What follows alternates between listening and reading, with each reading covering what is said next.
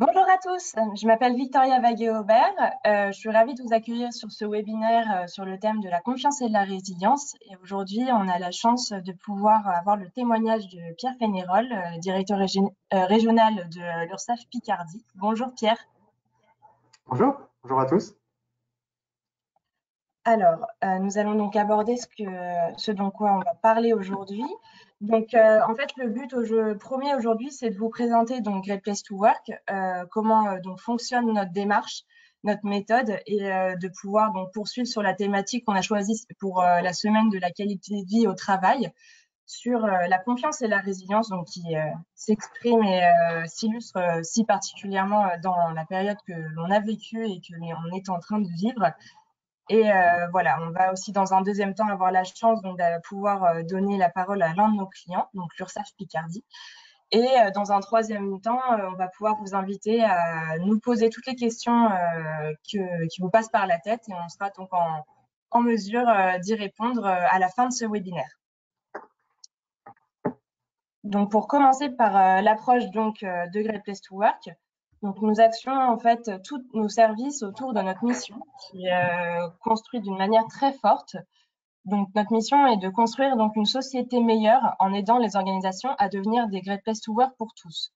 Donc on veut vraiment travailler en fait sur un triple impact, un impact donc sur le collaborateur, sur la performance donc de votre organisation et aussi sur la société pour pouvoir construire donc un écosystème d'organisation à impact positif sociétal. Pour vous raconter un petit peu notre présence, donc nous, on est une entreprise américaine qui se positionne comme étant l'acteur de référence de l'expérience collaborateur. On est aujourd'hui présent dans une soixantaine de pays et on est présent en France donc depuis 2002, ce qui nous donne assez de légitimité de par nos enquêtes. Nous évaluons chaque année à peu près 10 000 sociétés, ce qui représente plus de 12 millions de salariés qui sont concernés donc par nos études tous les ans. L'intérêt en fait de ces chiffres, c'est vraiment de comprendre que nous sommes donc en mesure de pouvoir comparer les entreprises entre elles, peu importe leur taille, leur secteur ou leurs activités, et en fait de pouvoir donc construire des benchmarks significatifs pour les aider à améliorer donc leur performance et les accompagner dans leur transformation culturelle. Donc nous avons aussi trois principes fondamentaux. Le premier, c'est donc la confidentialité. Donc on met vraiment un point d'honneur à garantir la sécurité de vos données par notamment une charte de confidentialité qu'on fait signer à l'ensemble donc des parties prenantes de nos projets et nos services. Le deuxième, c'est la reconnaissance positive. Donc on va vraiment en fait se baser sur le fait de mettre en avant ce qui fonctionne dans votre organisation pour permettre vraiment à l'entreprise de pouvoir progresser en faisant partie de cette démarche. Et le troisième et dernier principe fondamental qu'on va avoir, c'est celui de l'intégrité. Donc, le but, c'est vraiment de garantir le fait qu'on ait de l'équité dans notre méthodologie et que toutes les entreprises qui participent à notre démarche suivent les mêmes règles du jeu pour voilà, mettre vraiment en œuvre tout ce qui est possible pour avoir la meilleure perception possible donc de l'expérience collaborateur au sein de votre entreprise. On axe nos services donc sur trois différents métiers. Donc le premier, ça va être de pouvoir évaluer, donc vraiment évaluer donc l'expérience collaborateur au sein de votre entreprise via une double approche, ce qui fait vraiment en fait la force de Great Place to Work, c'est qu'on va avoir donc deux outils d'évaluation pour avoir donc cette perception d'une entreprise où il fait bon travailler. Donc le premier outil qu'on va utiliser s'appelle donc le Trust Index. C'est un questionnaire qui va être administré à l'ensemble de vos collaborateurs pour recueillir donc leur perception de leur expérience donc collaborateur. Et on va venir en fait compléter cette approche par ce que l'on va appeler le culture audit. Donc qui va pouvoir en fait évaluer donc le fait que votre entreprise est une entreprise où vous fait bon travailler du point de vue du management en recensant l'ensemble de vos pratiques managériales selon nos différents leviers. Le deuxième métier qu'on va avoir, c'est celui donc d'accompagner. Donc, en fait, on va pouvoir donc accompagner et former vos dirigeants, vos managers et vos collaborateurs sur différents sujets de transformation culturelle de l'entreprise par des différentes interventions. Donc, ça peut être le parcours Great Manager, par des focus group, etc. Et le troisième et dernier métier qu'on va avoir, ça va être le métier donc d'inspirer. Donc, c'est ce pourquoi on se retrouve aujourd'hui. C'est vraiment en fait de pouvoir donc construire un écosystème inspirant en produisant donc des contenus, des articles, en intervenant notamment par exemple pour la semaine de la qualité de vie au travail pour pouvoir vous donner des clés donc de transformation culturelle. On a aussi un grand temps fort dans l'année, ce qui est la publication de notre palmarès.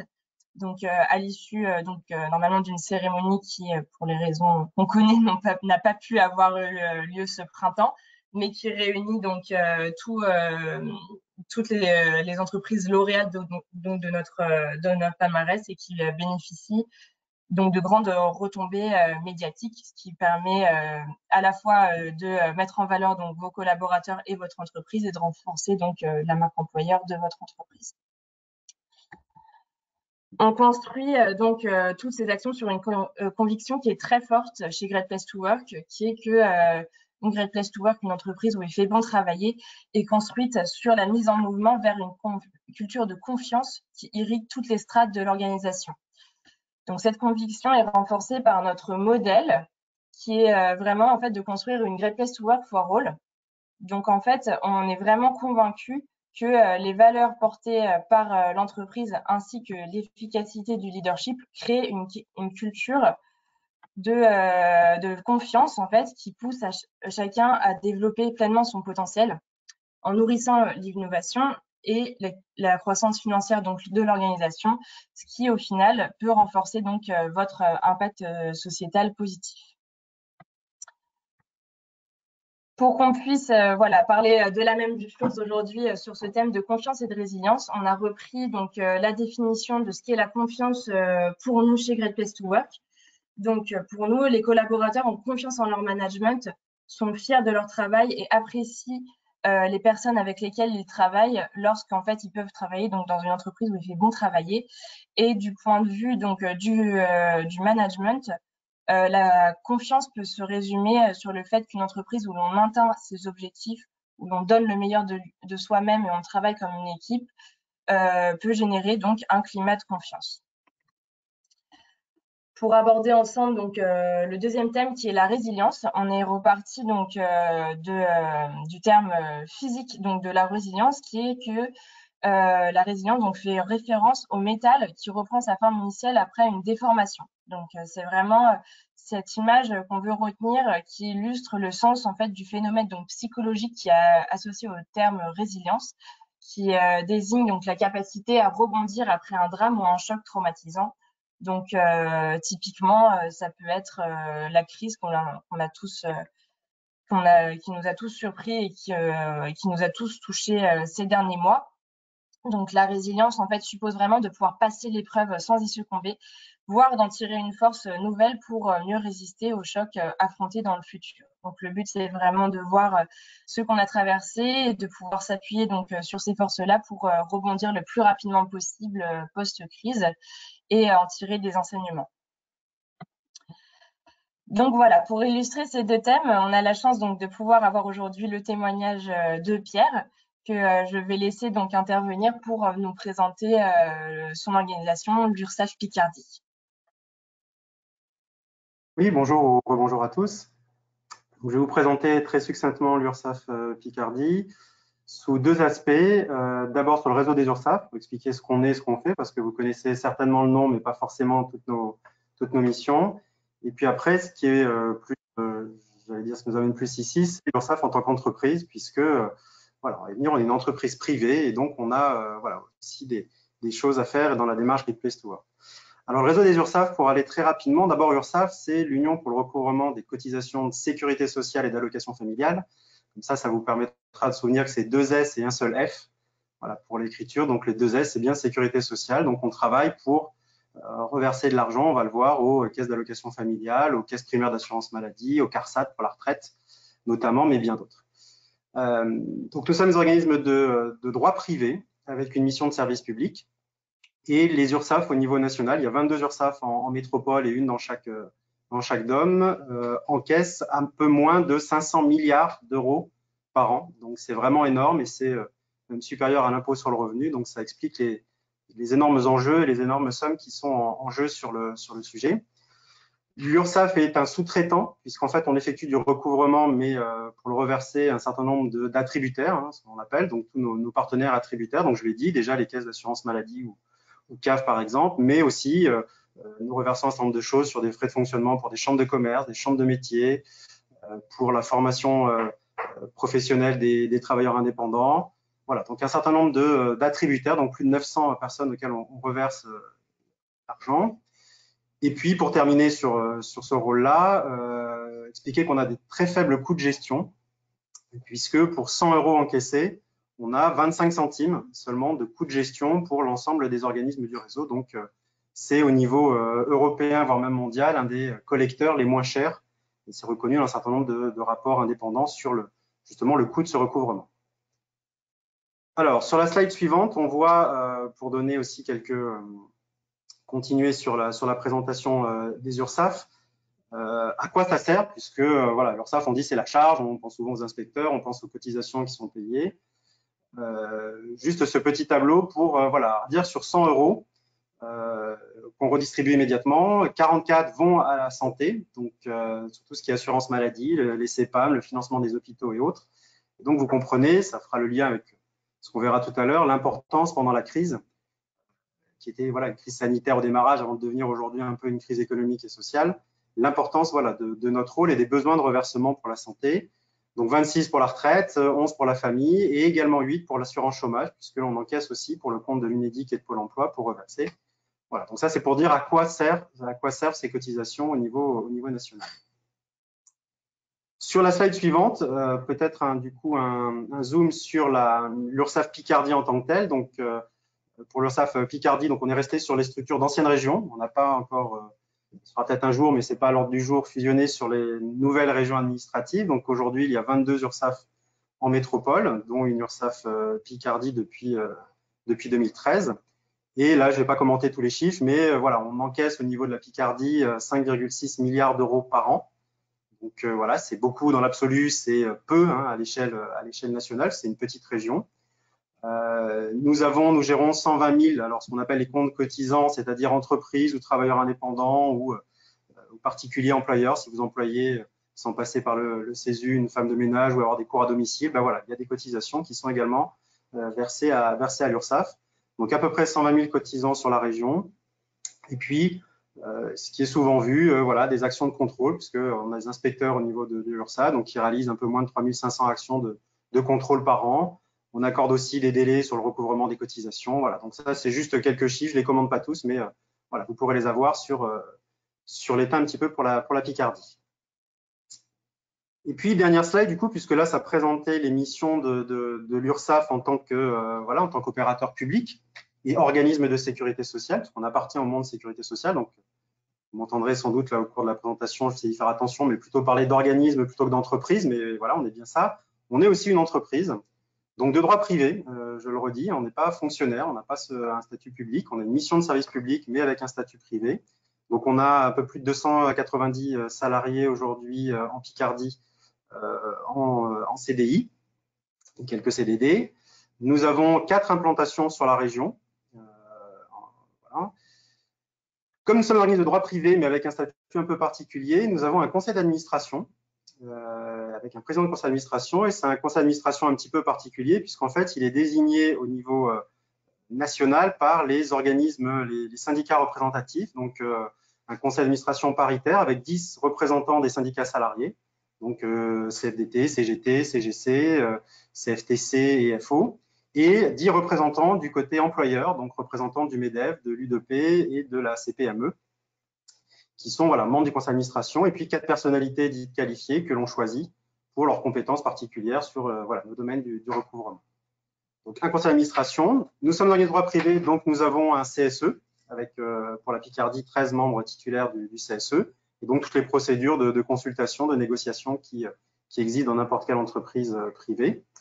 Et puis quelques données, voilà, pour dire qu'on est soumis aux mêmes obligations et aux mêmes, j'allais dire, fonctionnement que n'importe quelle autre entreprise. Donc on doit calculer et publier notre index égalité professionnelle, égalité homme-femme. Donc voilà, 95 sur 100. Donc on va le publier parce qu'on en est très fiers, il est plutôt bon. Nous effectuons régulièrement des opérations de recrutement. Donc on a un turnover qui est voilà, tout à fait correct, mais qui nous permet un renouvellement. Donc on est voilà, une vingtaine de recrutements en moyenne. Des années où on est monté à 30, 40, d'autres années où c'est un petit peu moins, sans parler des recrutements en CDD. Et puis, quelque chose dont on est aussi très fier, c'est voilà, un effort de formation très important. Là, pour le coup, à l'échelle même de l'ensemble de la sécurité sociale, on est en Picardie voilà, très élevé, très en pointe sur le sujet, puisqu'on a voilà, plus de 8,6% d'équivalent de notre masse salariale en formation, parce que pour l'URSSAF, il y a un certain nombre de formations initiales longues et impératives, notamment pour être recruté comme gestionnaire de compte ou comme inspecteur. Et puis, on effectue aussi beaucoup de formations continues, puisque voilà, on a besoin de se remettre à jour très régulièrement sur les compétences. Et donc, voilà, donc il y a un organisme avec énormément de formations et ce qui nous permet énormément de développement interne aussi dans les différentes carrières. Voilà en quelques slides la présentation des deux rôles, j'allais dire, de l'URSSAF en tant que métier, ce qui n'est pas ce qui nous importe le plus aujourd'hui, et en tant qu'entreprise où voilà, on va pouvoir détailler un petit peu plus. Merci beaucoup pour ces précisions, Pierre. Alors, je vais passer à la slide suivante. Donc, voilà, pour vous remettre un petit peu dans le contexte de la démarche qu'a entrepris l'URSSAF Picardie avec Great Place to Work. Donc, ça fait maintenant 2 ans que l'on est en contact ensemble et que l'on mène des projets ensemble. Donc, avec une première participation à l'enquête de Great Place to Work en 2018. Donc, qui a été menée auprès de 250 collaborateurs et maintenant, donc en 2020, l'URSSAF Picardie a engagé donc une démarche qualitative et quantitative pour rester à l'écoute de ses collaborateurs en période de crise et c'est ce qu'on va aborder ensemble. Donc voilà, j'avais une première question pour vous, Pierre. Comment instaurez-vous donc un climat de confiance au sein de vos équipes, donc en termes de pratiques, process, comportement et aussi de valeurs? Alors, ça reste évidemment compliqué. S'il y avait une solution miracle, voilà, on le saurait tous, on l'appliquerait tous. Mais c'est avant tout voilà, une construction longue et un processus collectif. Je l'ai dit, l'URSSAF Picardie est issue en 2013 de la fusion des 3 URSSAF départementales. Et on a fusionné avec des cultures, des pratiques managériales et puis des relations à la confiance envers la direction et envers le management qui étaient différentes. Donc, voilà, c'était important de pouvoir unifier ça et on voit bien que c'est quelque chose voilà, de collectif et qui se crée dans le temps. Le premier point pour y arriver, dans les pratiques et les comportements, je pense qu'on a la chance d'avoir une grande cohésion et une grande conviction de l'équipe de direction. Voilà, il y a un membre, on est 6 dans le comité de direction pour l'URSSAF, donc sur voilà, 290 salariés. Et voilà, et on a la chance de partager ces convictions et d'avoir cette cohésion, fait que voilà, ça fait 3 ans et demi que je suis directeur. Voilà, je ne pense pas qu'on ait eu de conflit au sein de l'équipe de direction et du coup, c'est important pour travailler. Mais surtout, je pense que ça permet un alignement managérial derrière plus simple et du coup, ça évite les jeux éventuellement de certains de jouer sur les dissensions et autres. Quand les choses sont faites, sont décidées, elles sont communiquées par tout le monde de la même façon et donc ça, voilà, c'est un aspect aussi rassurant et voilà, de voir qu'il y a cette cohésion de l'équipe. Ensuite, je pense que voilà, c'est important. Alors là aussi, ça va pas forcément être des grandes révélations, j'en suis désolé, mais voilà, d'insister sur l'ensemble de choses, sur la clarté, le besoin de clarté, de transparence dans la communication. Donc, de pouvoir dire ce qu'on fait, faire ce qu'on dit, le répéter régulièrement, y compris quand c'est pas forcément évident. Je l'ai parlé, voilà, c'est un organisme donc, qui est issu d'une fusion. Donc voilà, gérer la fusion, bah, forcément d'organisation, c'est pas évident. On a il y a quelques temps, justement, en 2018, quand on a lancé le questionnaire, des fermetures de sites. On a fermé 2 sites sur les 5 qu'il y avait à l'époque. Voilà, donc là aussi, ça a été de communiquer sur le sujet, de ne pas cacher les choses et de pouvoir prendre le temps d'expliquer très régulièrement et de manière assez constante les choses. Ensuite, on a essayé de développer fortement l'association des différentes personnes, différents agents aux décisions qui les impactent directement. Ce n'était pas forcément toujours là aussi une culture répandue dans les 3 anciens organismes, mais l'idée, ça a été de mettre en place des sujets d'optimisation des processus, donc qui sont des ateliers d'intelligence collective, des ateliers un peu basés sur les méthodes du Lean, et donc de dire voilà, on associe tout le monde et toute la chaîne hiérarchique sur des aspects de processus et derrière ça, des aspects de fonctionnement, de comportement et d'adaptation. Et Puis, on a développé plus récemment aussi la mise en place du management visuel. Donc là aussi, pour associer l'ensemble de l'équipe et avoir des logiques de routine, des logiques d'échange réguliers voilà, entre les gens pour, au sein d'un même service ou entre les services, essayer de décloisonner au maximum les choses. Des deux derniers voilà, un peu points sur ce sujet, sur nos pratiques et notre fonctionnement. On a aussi développé, alors là aussi avec l'ensemble de l'équipe de direction et du management, le fait d'aller très régulièrement à la rencontre directe des agents pour expliquer les décisions, les assumer et puis éviter les différents filtres. Alors on n'est pas une entreprise voilà, sur 290 personnes, voilà, entre l'équipe de direction et dire, les agents, il y a au maximum 4 niveaux hiérarchiques, donc on n'est pas non plus dans des multiples bureaucraties. Mais voilà, malgré les 4 niveaux hiérarchiques, aller directement voilà, à la rencontre des gens très régulièrement, c'est bien aussi, ça évite les filtres dans un sens comme dans l'autre. Et donc, ça permet là aussi, en y allant régulièrement, de échanger, donc d'avoir ce suivi et cette confiance sur ce qu'on a dit, d'être challengé sur ce qui nous est demandé, sur ce que nous aussi on veut demander. Voilà, donc je pense que c'est aussi important. Et puis le dernier point, c'est d'essayer de garantir l'équité de traitement.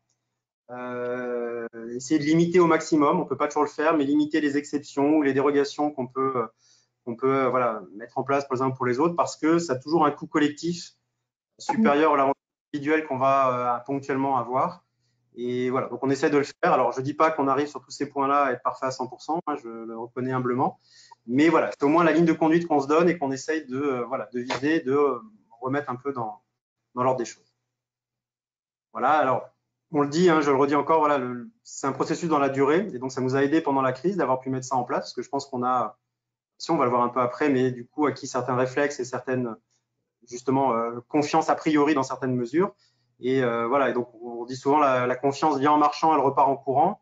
C'est vrai que si jamais voilà, on rompt cette confiance, voilà, on perd les bénéfices très très vite, et ça reste très très long à reconstruire. Donc voilà, il faut vraiment être constant sur le fonctionnement et sur la ligne de conduite qu'on s'est fixée. Bon, merci pour ces précisions et pour ces conseils avisés. Donc pour ma deuxième question, voilà, je vais vous parler notamment donc du projet que vous avez mis en place. Donc dans quelle mesure votre participation donc au projet Great Place to Work vous a permis de mettre en place un climat donc de confiance et de résilience au sein de votre entreprise? Alors, le Great Place to Work, effectivement, ça fait un peu plus de 2 ans et demi, parce que 2 ans, c'est le questionnaire voilà, qui a été administré fin 2018, mais pour la démarche, c'était voilà, déjà peut-être même fin 2017, début 2018. Comme il a été dit, il y a 2 aspects dans la démarche, hein, notamment sur la première année de lancement, qui était à la fois le questionnaire, le Trust Index, mais aussi tout le sujet sur j'allais dire, la partie rédaction et réinterroger sur toutes nos procédures, tout ce que l'on mettait en place. Et voilà. Et donc, le fait d'afficher que l'on rentrait dans la démarche et d'être accompagné sur le sujet, ça permettait aussi de montrer la détermination et le fait que l'on voulait, encore une fois, s'inscrire dans la durée. En disant, on ne fait pas ça ponctuellement, c'est vraiment une démarche longue et qu'on affiche à tout le monde, donc justement pour que les gens puissent eux aussi consulter le modèle, voir un peu ce qui se disait sur le sujet. Donc, on avait déjà en interne en interne sécurité sociale au sens large et en URSSAF notamment, un baromètre social institutionnel, donc il a aussi un questionnaire annuel pour l'ensemble du personnel et qui nous permettait de nous positionner vis-à-vis des autres organismes. Là, ce que l'on souhaitait dans la démarche, c'était sur les 3 fonctions qui étaient présentées tout à l'heure, pouvoir se comparer à d'autres entreprises. Justement, le challenge, c'est de dire on ne va pas rester dans la sphère publique, mais on va essayer d'aller plus loin. C'était de pouvoir bénéficier des échanges et des rencontres avec les autres entreprises, donc toute la partie inspirante. Voilà, qu'est-ce qu'on a comme qu'est-ce qu'on pourrait transposer chez nous. Tout n'est pas forcément transposable, mais qu'est-ce qu'on pourrait prendre et transposer chez nous. Et puis, il y avait aussi un de pouvoir montrer ce qu'on faisait, de fierté aussi, de dire voilà, on est aussi une entreprise, on a aussi sans doute des choses à apporter. On n'a pas forcément une image toujours positive, mais souvent par méconnaissance de l'URSSAF. Et donc, voilà, entrer dans la démarche était extrêmement important pour nous. Voilà, on a lancé le questionnaire en plus à une période qui est assez compliquée pour nous. C'est en 2018, on venait de re-signer notre contrat de fonctionnement pour 5 ans, parce qu'on a un contrat de fonctionnement avec l'État et avec notre niveau national pour 5 ans. On annonçait, je l'ai dit, des fermetures de sites, on annonçait des réorganisations un peu lourdes.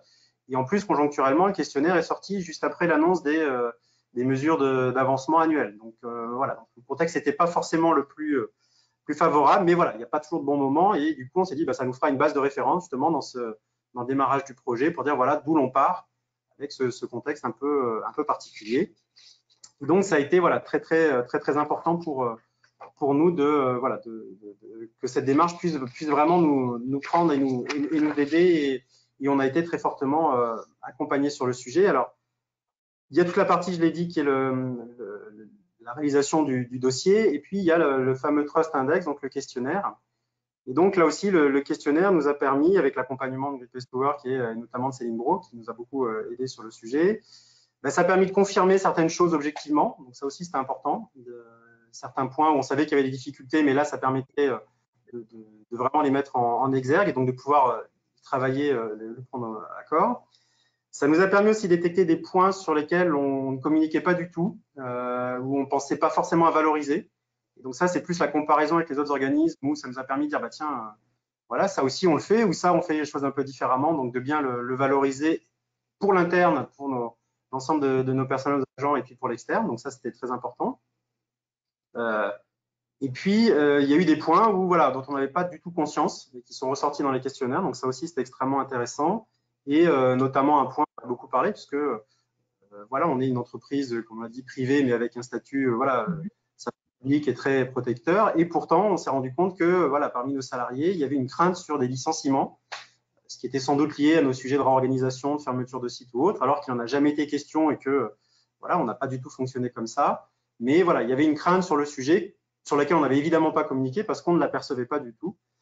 Voilà. De même, un autre sujet sur un malaise de certaines personnes en télétravail, en télétravail à l'époque, mais justement en travail en temps partiel. Alors que chez nous, le temps partiel est totalement choisi, hein, il n'est pas du tout imposé, c'est vraiment à la demande des agents. Mais on s'est rendu compte voilà, qu'il y avait sans doute des pertes de communication avec les agents en temps partiel. Et donc, voilà, des choses sur lesquelles on n'était pas du tout en alerte, j'allais dire, ou en vigilance. Donc, ça a permis de bien le souligner. Et donc, du coup, l'intérêt, voilà, c'est qu'on a pu mettre ensuite en place un certain nombre ponctuellement de groupes de travail ou de réorganisation, de se réinterroger sur notre fonctionnement et sur notre organisation.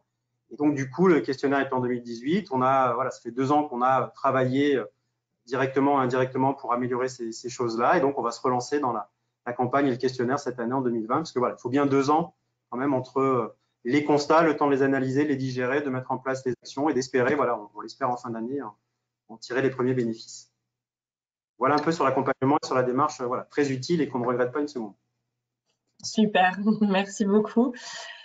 Oui, effectivement, c'est vrai que ça peut vraiment aider à donc confirmer donc les choses, les valoriser, mettre en lumière d'autres. Donc, c'est effectivement très important. Donc, ma troisième question va être un petit peu plus actuelle sur votre réponse donc à la crise du Covid-19. Donc, si vous pouvez nous raconter comment donc votre organisation a su faire preuve de résilience à l'égard de vos collaborateurs et de ses parties prenantes, ça serait vraiment super. Alors oui, alors sur la crise du Covid, alors très clairement, je l'ai dit, voilà, on est très fière entreprise, mais l'URSSAF n'est pas une start-up et elle n'a pas vocation à l'être. À l'inverse, on n'est pas non plus un mammouth, enfin, de référence à voilà, certains thèmes sur des fois les gros organismes ou administrations ou assimilés. Voilà, donc on est entre les deux, donc voilà, on n'est pas aussi réactif qu'une start-up, mais on a pu mettre en place un certain nombre de choses. Et puis pour nous, c'est pour ça qu'on a présenté un peu le rôle de l'URSSAF avant. Il y avait un intérêt majeur en tant que service public à maintenir l'activité, puisque, je l'ai dit, l'encaissement des cotisations URSSAF servent à financer la maladie et le chômage partiel notamment. Et donc dans la période, il y avait un besoin sur le sujet et on avait une grosse attente sur nos cotisants, donc sur les entreprises ou les travailleurs individuels qui voilà, ont arrêté du jour au lendemain. Donc voilà, comment pouvoir les accompagner, comment répondre à leurs questions, leurs interrogations sur toute la partie paiement de charges sociales et les mesures d'accompagnement qui pouvaient être mises en place. Donc, voilà, un impact métier très important pour nous. Et alors, on a eu, alors, je ne peux pas savoir si c'est une chance ou pas, mais comme on est en Picardie, on a été dans une des premières régions avec l'Alsace à découvrir le Covid, ou en tout cas ses effets, avec le premier cluster qui était dans l'Oise. Et donc, dès début, donc avant même le 17 mars et le confinement généralisé, on avait les premières mesures à mettre en œuvre dans l'Oise avec des premières quarantaines et les premières personnes touchées. Et voilà, donc de devoir fonctionner sur le sujet. Donc, ça nous a laissé, j'allais dire, une quinzaine de jours pour un peu anticiper les choses et déclencher la bascule, comme tout le monde, au 100% télétravail. Avant, le télétravail existait déjà au sein de l'URSSAF Picardie. On avait à peu près 25% de l'effectif qui pratiquait déjà 1 ou 2 journées de télétravail. Et le 17 mars, donc on a pu anticiper, redéployer des matériels et on a basculé quasiment à 90% dès le 17 mars de personnes en télétravail. Et puis après, on a voilà, essayé de monter ce qu'on atteint aujourd'hui à 100% des personnes qui sont équipées et qui peuvent fonctionner en télétravail. Donc ça s'est fait en lien avec notre caisse nationale, parce qu'on a un réseau des URSSAF et au niveau national notamment est géré toute la partie équipement informatique, réseau, matériel. Donc voilà, donc en lien avec eux sur ce qu'on a pu se faire livrer comme matériel complémentaire, sur ce qu'on a pu recycler localement, et puis en réactivité forte voilà, du national, à développer des possibilités pour les personnes de se connecter sur leur propre matériel, parce qu'on n'avait pas assez de matériel pour tout le monde, en tout cas de matériel mobile, pour pouvoir travailler à partir de leur propre matériel. Donc ça aussi, ça a été des solutions innovantes en 15 jours, 3 semaines de mettre en place. Et ça, voilà, ça a très bien fonctionné. Donc il y a eu une réactivité voilà, très forte sur le sujet. Après, il a fallu changer beaucoup de règles de fonctionnement, ça aussi, un peu comme tout le monde, mais voilà, il a fallu s'y le faire, notamment pour nous. Hein, une large partie de nos collaborateurs ne sont pas cadres, n'ont pas un statut cadre, et donc voilà, n'ont pas forcément une autonomie de gestion et d'organisation. Hein. Il y a un badgeage horaire, il y a des plages fixes à respecter, etc. Donc voilà, tout ça, on l'a fait sauter pendant la période pour mettre tout le monde en télétravail et accepter des conditions dégradées de télétravail parce qu'on a bien conscience qu'il a fallu faire ça très vite, que les gens n'étaient pas forcément habitués ou préparés à le faire, que les conditions matérielles n'étaient pas toujours voilà, optimales. Pour les jeunes parents, voilà, on a tout de suite vu que gérer à la maison avec les enfants, gérer les cours en particulier, en parallèle, etc., c'était très compliqué. Voilà, donc on a accepté voilà, de dire on a un télétravail dégradé, on en a bien conscience, mais on essaye d'avoir voilà, les gens, même s'il le faut, 2-3 heures par jour pour travailler plutôt que rien du tout et couper les différents services.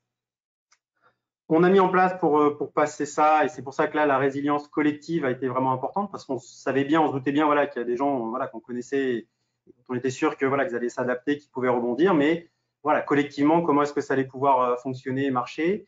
Et voilà, là aussi, on a eu beaucoup de soutien et de support entre les différents services, puisqu'il y a certaines activités qui sont arrêtées complètement dans des services.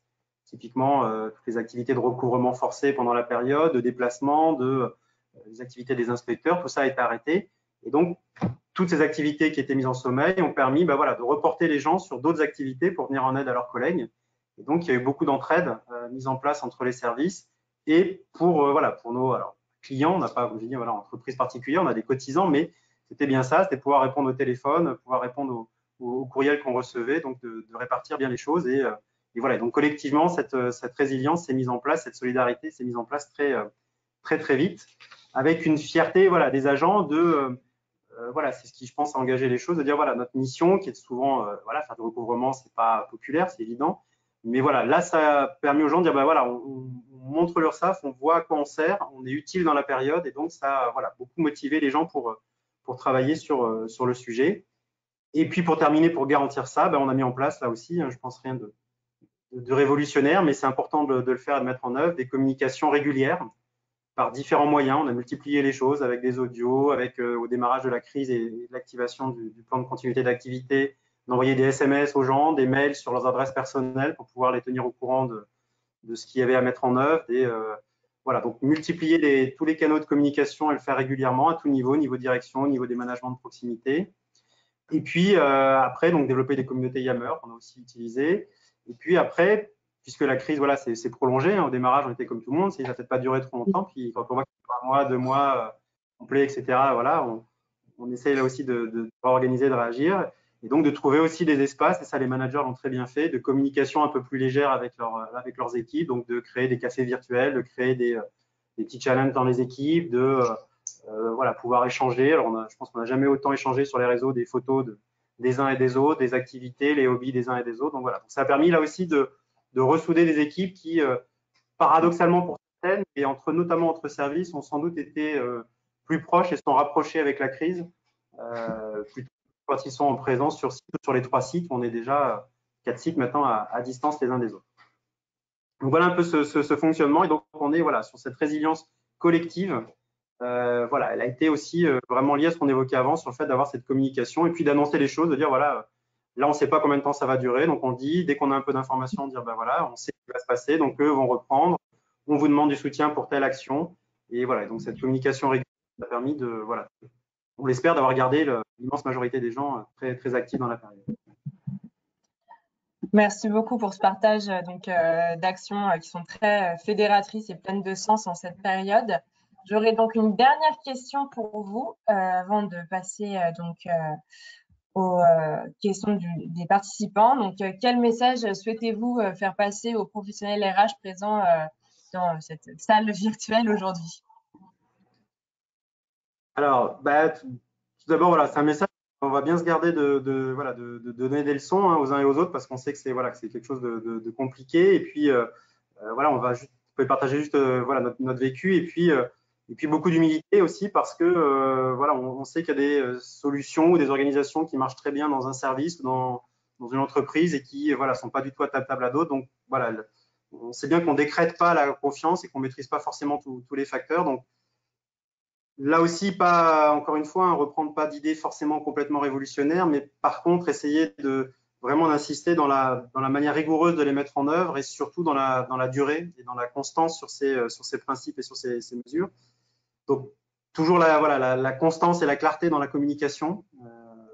Je pense que c'est vraiment ce qui peut aider, puisque même quand ça ne plaît pas, ça permet d'avoir les réactions immédiates et donc de pouvoir travailler dessus plutôt que d'avoir des choses latentes et voilà, qui nuisent beaucoup, voilà, les rumeurs, les choses voilà, qui détruisent là, pour le coup complètement la confiance.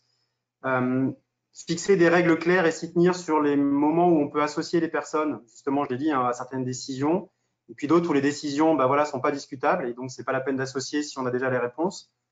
Dans notre domaine où on dépend beaucoup du politique au sens large, puisqu'on dépend beaucoup de la réglementation, de la législation qui évolue très souvent, et donc du coup de l'action des politiques, voilà, il ne faut pas forcément avoir des états d'âme sur certaines mesures. On est là pour les mettre en œuvre, pour les appliquer. Et donc, il y a bien voilà, une souplesse sur certaines décisions d'organisation interne.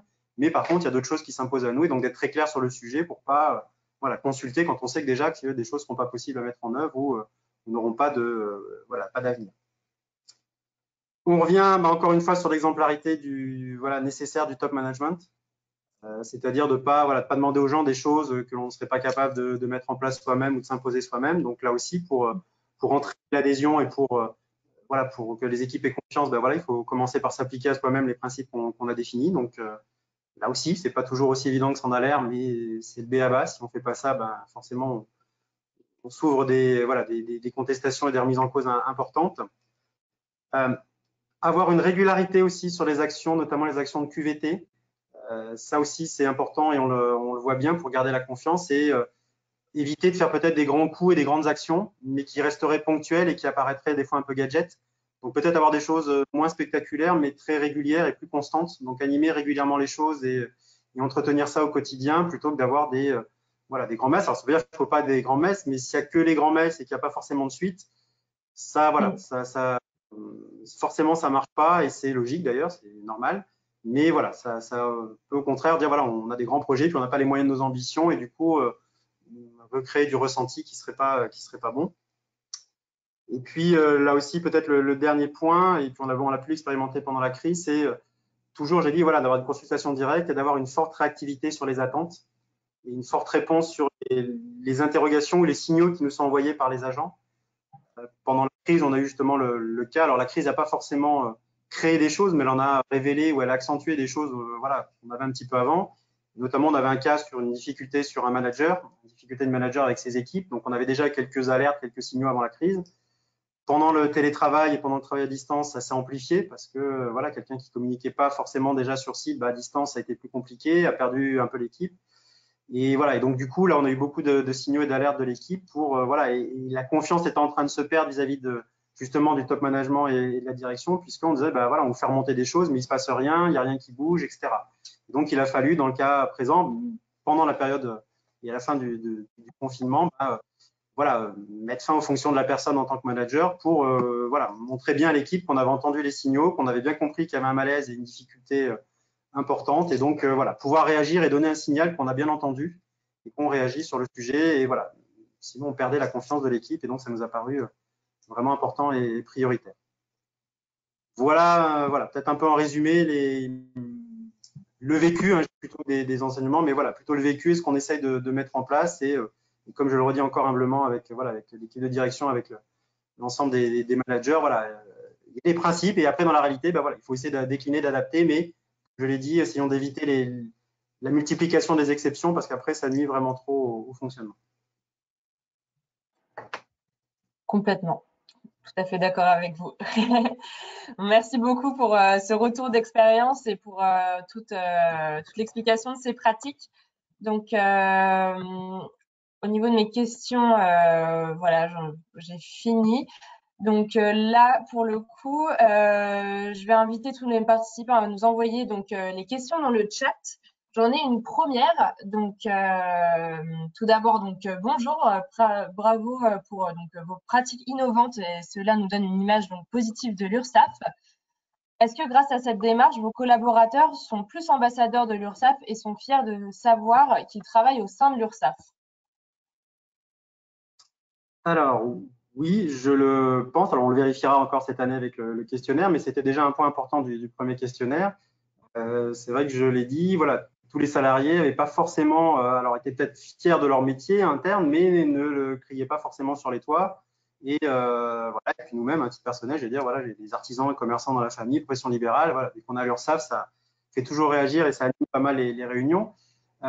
Oui, je pense que le fait de justement de montrer que collectivement on est aligné, qu'on ait nous-mêmes une communication d'entreprise et une communication institutionnelle, et que justement on ait aussi cette ouverture vers les autres entreprises en disant voilà, il y a des choses où on n'est pas parfait, c'est évident, mais voilà, en se comparant avec les autres, on voit qu'on n'est pas non plus les derniers de la classe, qu'on a des pratiques innovantes justement, qu'on est, je le redis encore, une entreprise, donc on a vraiment tous ces voilà, ce type de fonctionnement. Oui, le fait qu'on ait, nous, cette communication et qu'on la porte, je pense, a voilà, permis de libérer les choses et on a effectivement trouvé voilà, des ambassadeurs, hein, très, très clairement, qui sont prêts voilà, à porter les choses plus collectivement. Donc, voilà, on a légitimé, chacun le pensait de son côté, mais le fait de voir que ce soit porté assez largement et affiché clairement au niveau institutionnel et direction, oui, je pense que ça a libéré et entraîné les gens. Et voilà, et eux-mêmes nous poussent hein, justement maintenant à communiquer fortement en disant voilà, on est resté des fois un peu trop discret, il faut dire ce qu'on fait, voilà, faut le faire. Et pendant la crise, c'est plutôt une phase qui a eu tendance à renforcer, je le pense, l'image.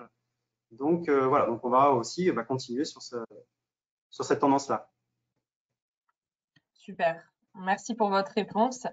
Alors, j'ai reçu une autre question. Toujours pour vous, Pierre. Comment allez-vous gérer donc le retour sur les sites? C'est une très bonne question. On est en train de le faire avec l'équipe de direction et notamment avec la direction des RH, la directrice adjointe. On va le faire progressivement. On a envoyé un questionnaire justement et on va gérer pendant l'été une phase de transition. Voilà, on a des personnes qui sont extrêmement, je pense comme dans toute entreprise, hein, qui sont extrêmement pressées de revenir sur site parce qu'elles ont mal vécu le confinement, la rupture un peu du lien avec leurs collègues. On en a d'autres au contraire qui sont très très bien voilà, en télétravail. Donc on leur a dit, hein, la vérité sera entre les deux. On va sans doute évoluer, je pense, comme toutes les entreprises dans nos pratiques. Donc on aura sans doute plus de télétravail pour tout le monde. Par contre, ce qui est sûr, c'est qu'on sera 5 jours sur 5, ni même à 4 jours sur 5, parce qu'on voit que c'est très compliqué en fonctionnement collectif. Hein, la période de crise, voilà, il va falloir maintenant la digérer. Donc on est en train d'en faire hein, les enseignements. D'ailleurs, comme il y a écrit rapidement, hein, on est en train de déployer cette semaine le questionnaire Great Place to Work sur justement la gestion de crise et ce qu'il faut garder, ce qu'il faut remettre en cause après la crise, etc. Donc ça nous permettra aussi de travailler. Et donc le retour sur site voilà, sera progressif sur juillet et août. Entre voilà, du volontariat, j'allais dire, on a interrogé les gens et puis voilà ce qu'on aura besoin pour le fonctionnement des services. Donc plutôt une souplesse et on pense revenir si tout se passe bien, s'il n'y a pas de nouveau reprendre l'épidémie. Et voilà, redémarrer en septembre quand les écoles là aussi auront repris à 100%. On sera sur sans doute pas exactement comme avant, mais on reprendra un nouveau normal. Je sais que c'est beaucoup le terme à la mode en ce moment sur quel sera le nouveau normal. Donc le nouveau normal sera quand même bien d'avoir une base importante sur site, mais de pouvoir gérer sans doute un peu plus de télétravail comme on l'a expérimenté dans la période actuelle. Merci pour votre réponse. Alors, j'en ai une autre. Si vous aviez un conseil, donc justement sur le management à distance, lequel serait-il? Alors, je vais me permettre de prendre celle-là et puis je vois celle après sur avez-vous mis en place des voilà, différents indicateurs pour aider les managers à suivre les projets d'équipe à distance ou l'organisation parce que les deux sont un peu liés. Oui, tout à fait. Oui, alors c'est vrai que ça nous a aidé pendant le fonctionnement sur le télétravail, vu qu'on était déjà sur du multisite. On avait déjà, voilà, que ce soit télétravail ou multisite, une forme de management à distance à mettre en place et à gérer. Et notamment, on expérimente voilà, des logiques. On a déployé le management visuel. Et c'est vrai que le management visuel, par définition, quand on est sur plusieurs sites, c'est pas si simple. Donc, on teste des solutions sur voilà, comment on fait avec des audios. Est-ce que les gens prennent des photos de leur tableau de management visuel? Est-ce qu'on essaie de généraliser des visios sur le sujet? Donc, voilà, on teste un peu ces sujets-là. Et justement, sur les indicateurs pour aider les managers à gérer ça, on essaye, je le dis bien, parce que là, pour le coup, c'est voilà, assez éloigné de notre culture historique, il faut bien le reconnaître, de juste passer sur plutôt des évaluations sur le fonctionnement, sur la charge et sur les résultats, donc avec ces évaluations importantes de ce qui est mis en place, plutôt que ce qui était quand même la tradition, il faut bien le reconnaître, de suivi horaire et de voilà, maîtrise des horaires, maîtrise des temps de présence, voilà, des réunions et autres. Donc voilà, donc on essaie de basculer sur cette culture-là et donc du coup de dire voilà, à distance, comment est-ce qu'on peut générer, notamment via les fameuses routines du management visuel, les objectifs à court terme, faire le reporting régulier sur justement nos résultats, donc sans être obnubilé par l'indicateur en tant que tel, mais dire voilà, on va mesurer l'efficacité voilà, sur tel ou tel point, essayer de limiter ces indicateurs, d'en avoir que quelques-uns de très marquants hein, sur où c'est l'attente client, où c'est un niveau de stock, où c'est le déploiement de telle ou telle mesure. Et voilà, et plutôt de se focaliser là-dessus et d'avoir des petits points comme ça voilà, réguliers sans avoir des reportings trop lourds et trop institutionnalisés, qui étaient aussi un peu des fois les défauts de tableau de bord tellement détaillés qu'on pilote le tableau de bord et plus l'activité. Donc voilà, on essaie de mettre ça en place et de développer. Et donc, pour ça, je le redis encore, je pense que cette phase de télétravail généralisé a plutôt aidé à rapprocher sur les sites, puisque voilà, quand on a 3 sites, il y a toujours, alors je ne dis pas c'est la guéguerre entre les sites, mais les cultures de sites, et puis de dire, voilà, l'autre site a eu l'information avant moi, etc. Là, voilà, là, le télétravail, c'est tout le monde un peu au même niveau, en disant, on est tous à distance, donc il faut que l'information, elle passe pour tout le monde en même temps, il n'y a plus les bruits de couloir des uns et des autres. Et donc, je pense que ça nous a aidé voilà, pour cette reprise. Et donc, voilà, le management à distance, c'est encore plus de communication courte, mais régulière et à la destination de tout le monde pour éviter les désynchronisations d'informations que l'on peut avoir quand on est en présentiel sur du site. Super, merci. Conseil précieux en cette période. Alors, on a reçu aussi une première question que je viens de voir, donc plutôt donc à destination cette fois-ci donc de Great Place to Work, qui a l'accompagnement Great Place to Work qui a mis en place pour soutenir les entreprises lors de la crise du Covid-19. Donc, pour vous répondre simplement, on a vraiment travaillé donc pendant le confinement sur une manière de pouvoir accompagner à la fois nos clients et nos réseaux pour les accompagner dans cette période et pouvoir aussi redonner du sens aux activités des collaborateurs. On a, comme l'a pu un petit peu l'évoquer Pierre, donc on a mis en place donc une première approche donc quantitative qui prend la forme donc une enquête Pulse où on a donc 11 questions fermées et 3 questions ouvertes à travers lesquelles les collaborateurs donc, peuvent s'exprimer sur leur ressenti, ce qu'ils ont vécu donc en termes d'expérience collaborateur pendant le confinement et post-confinement. Et aussi donc effectivement de pouvoir aussi capitaliser sur les choses qui ont été faites dans l'entreprise et de pouvoir aussi donc les développer par la suite, notamment via après avoir analysé donc les verbatims de vos collaborateurs à la suite de cette enquête-là. On a aussi mis en place donc un kit manager qui approche Covid, qui va pouvoir en fait vous donner des clés pour pouvoir donc accompagner notamment au retour d'activité vos collaborateurs que vous pouvez directement donc télécharger sur notre site internet greatplacetowork.fr. Voilà. Alors, le questionnaire marche très bien parce qu'on l'a lancé lundi et on est déjà à plus de 72%, je crois, de taux de réponse. Donc voilà, donc, le questionnaire est très court sur une quinzaine de questions et on voit que les gens ont envie et besoin de s'exprimer sur le sujet. Donc on n'a pas les résultats encore, bien sûr, mais au moins en termes de réactivité et en termes de remplissage, voilà, on voit que ça correspondait bien à un besoin, en tout cas à un souhait de s'exprimer. Donc voilà, on va attendre la fin de semaine prochaine pour les résultats globaux, mais voilà, c'est déjà en termes de participation, c'est un bon signal. Parfait, oui, effectivement, je pense que c'est important en ce moment, d'autant plus de pouvoir solliciter les collaborateurs et avoir leur retour d'expérience pour engager une reprise assez rapide et efficace dans cette période. Alors, je regarde si on a reçu d'autres questions. n'hésitez pas à poser des questions à Pierre ou à moi-même. Pour l'instant, c'est tout. On n'a pas d'autres questions a priori. Je vais vous laisser quelques instants si on a une dernière question. Puis après, on pourra donc clôturer ce webinaire. On n'a voilà, pas d'autres questions. Donc, je vous remercie beaucoup, Pierre, pour votre témoignage qui était très inspirant et qui, je pense, va pouvoir éclairer de nombreuses personnes qui ont pu participer à ce webinaire aujourd'hui.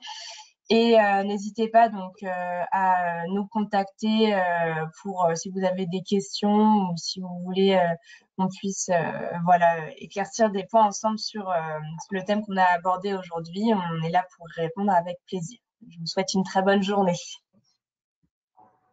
Bonne journée à tous. Merci. Au revoir.